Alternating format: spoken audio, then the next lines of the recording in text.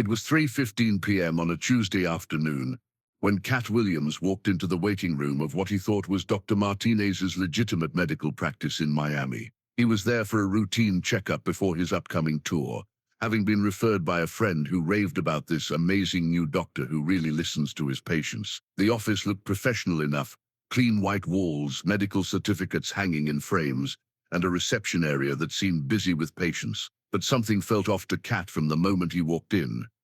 "Mr. Williams," called a young woman in scrubs from behind the reception desk. "Dr. Rodriguez will see you now." "I thought I was seeing Dr. Martinez," Katt replied. "Oh, Dr. Martinez is unavailable today. Dr. Rodriguez is covering for him." As Katt was led down a hallway, he noticed several things that didn't seem right. The medical equipment looked outdated.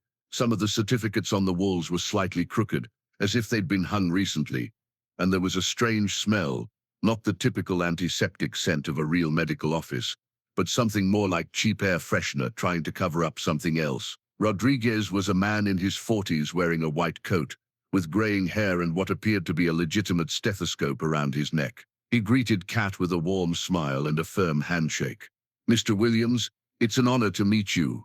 I'm a big fan of your comedy. Please, have a seat." Something about the man's demeanor immediately put Katt on alert. He'd been around enough fake people in the entertainment industry to recognize when someone was performing.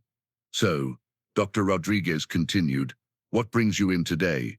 "Just a routine physical. My manager insists on them before big tours." "Excellent, excellent. Very wise. Now, before we begin, I have to tell you about some exciting new treatments we're offering here. Revolutionary stuff, really." Red flag number 1. In Katt's experience, real doctors usually focused on your actual health concerns before trying to sell you anything. "What kind of treatments?" "Well, we have this amazing new vitamin IV therapy that gives you incredible energy and mental clarity, perfect for someone in your line of work. And we also offer hormone optimization therapy that can make you feel 20 years younger." "How much does that cost?" "For you, because you're a celebrity and this would be great publicity for us, only $5,000 for the full package." Red flag number 2. Real doctors didn't typically offer celebrity discounts or ask for publicity. "Let me ask you something, Doc," Katt said, settling back in his chair. "Where did you go to medical school?" "Harvard," Dr. Rodriguez replied without missing a beat. "Class of '98. Harvard Medical School. That's impressive. What was your favorite professor?" Dr. Rodriguez paused for just a moment too long. "Professor Williams. Dr. James Williams. Great man." Katt almost laughed out loud. He was now certain this man was a fraud, but he decided to play along to see how far the charade would go. "Wow, Dr. James Williams, what a coincidence. We share the same last name. What did he teach?" "Cardiology. Very respected in his field." "I'm sure he was. Now about that physical." Dr. Rodriguez went through the motions of a basic examination, checking Katt's blood pressure, listening to his heartbeat, looking in his ears and throat. But Katt noticed that the man seemed unsure of himself, consulting a chart on the wall several times as if reminding himself of proper procedures. "Everything looks good," Dr. Rodriguez concluded, "but I really think you should consider our premium wellness package. I can tell you're under a lot of stress from your career, and these treatments could really help." "Tell me more about these treatments. What exactly do they involve?" For the next 10 minutes, Dr. Rodriguez described elaborate procedures involving cutting-edge European therapies and proprietary vitamin formulations. None of it sounded like legitimate medicine to Katt. "And you've had good results with other patients?" "Oh yes, incredible result. Just last week we treated a professional athlete who said it was life-changing." "Can I get references from some of these patients?" Dr. Rodriguez's smile faltered slightly. "Well, patient confidentiality, you understand." "Of course, but surely some patients would be willing to provide testimonials." "We're still working on collecting those." Katt excused himself to use the restroom, but instead of going to the bathroom, he stepped outside and called his friend who had recommended the practice. "Hey, Tony, quick question about Dr. Martinez's office. Have you actually been treated there?" "No, man, I just heard about it from someone else." "Why?" "Nothing. Just checking. Thanks." When Katt returned to the examination room, Dr. Rodriguez was preparing what appeared to be some kind of injection. "What's that for?" Katt asked. "Just a basic vitamin B12 shot. Standard procedure." I didn't ask for any shots. Oh, it's complimentary with the consultation. Really, it'll make you feel great. Katt watched as Dr. Rodriguez prepared the injection with hands that were noticeably shaking. You know what, Doc? I think I'll pass on the shot today.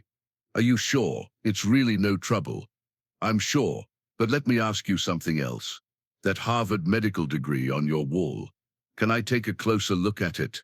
Dr. Rodriguez's face went pale. Why would you want to do that? Just curious. I went to school myself, and I always liked to see where people studied. Katt walked toward to examine the diploma more closely. Even from a distance, he could see that it was a poor forgery. The seal was lightly off-center. The font didn't match what he'd seen on legitimate Harvard diplomas, and the paper looked like it had been printed recently. Doc, I think we need to have a different kind of conversation. What do you mean? I don't think you're a real doctor. The silence in the room was deafening. Dr. Rodriguez's facade finally cracked completely. Look, Mr. Williams, I can explain, I'm sure you can. But first, I think you should know that I've been recording this conversation on my phone. It wasn't true, but the bluff worked. Dr. Rodriguez sat down heavily in his chair. Please don't call the police. I can pay you back whatever you think you're owed. Pay me back. I haven't paid you anything, but I'm concerned about the other patients you're treating. How long has this been going on?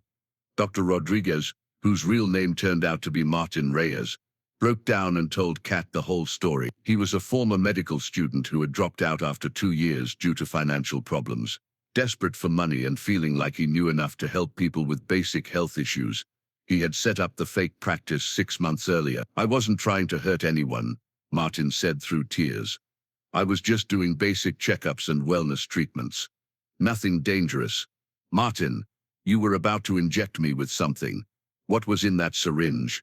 Just saline solution with some vitamin. I swear I never gave anyone anything harmful. But you were charging people thousands of dollars for fake treatments. I know. It started small, and then it just got out of hand. I kept telling myself I'd make enough money to go back to medical school and become a real doc. Katt looked around the fake medical office, thinking about all the people who might have been scammed.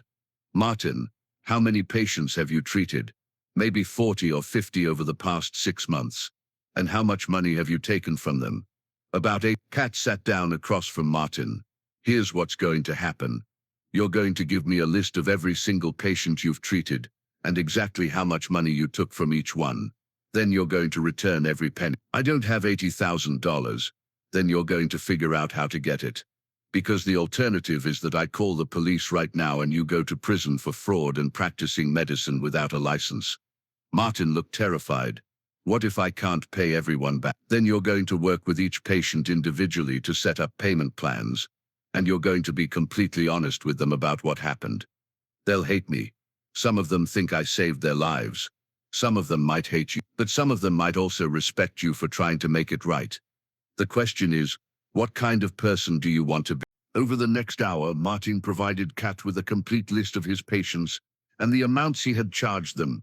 Katt was shocked to see that many of the patients were elderly people on fixed incomes who had paid hundreds or thousands of dollars for treatments they didn't need. Martin, some of these people probably can't afford to lose this money.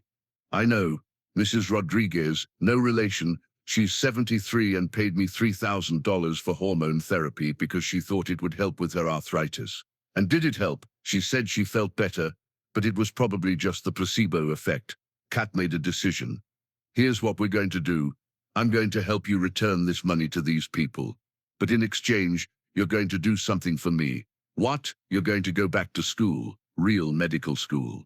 And you're going to become the doctor you pretended to be. Martin stared at him. How could I possibly do that? I don't have any money, and after this scandal, leave that to me. But first, we need to contact every single one of your patients. The next day, Katt accompanied Martin as he made the rounds to personally apologize to each of his former patients and return their money. It was one of the most difficult days of Martin's life, but also one of the most important. Miss Rodriguez, the 73-year-old woman, surprised them both with her reaction. You know, she said after Martin had explained everything and handed her a check for $3,000. I'm not even angry. You're a young man who made a mistake, but you're trying to fix it. That takes courage. Aren't you upset that I lied to you? Of course I'm upset. But I'm more upset that you felt like you had to lie. If you had just told me you were trying to help people and needed to raise money for medical school, I might have helped you anyway. Not every patient was as understanding. Some were angry, some felt betrayed, and a few threatened legal action. But by the end of the week, every patient had been contacted, and every penny had been returned. Katt kept his promise to help Martin get back into medical school. He connected him with educational consultants, helped him apply for financial aid, and even wrote a letter of recommendation focusing on Martin's commitment to making amends for his mistakes. "Why are you doing this for me?" Martin asked as they sat in Katt's hotel room, filling out medical school applications. "Because I believe in second chances.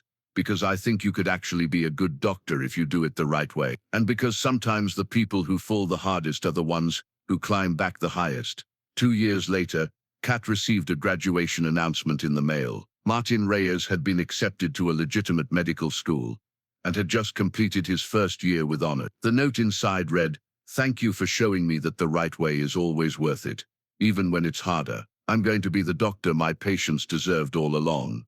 Martin, 3 years after that, Martin Reyes, now with a real medical degree, opened a free clinic in the same Miami neighborhood where his fake practice had operated.